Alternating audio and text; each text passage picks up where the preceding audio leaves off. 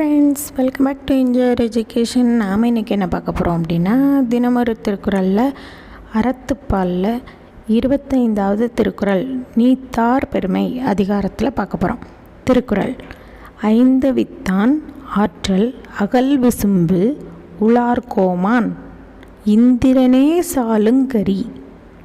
திருக்குறள்: ஐந்தவித்தான் ஆற்றல் அகல் விசும்பு உளார்கோமான் இந்திரனே சாலுங்கரி.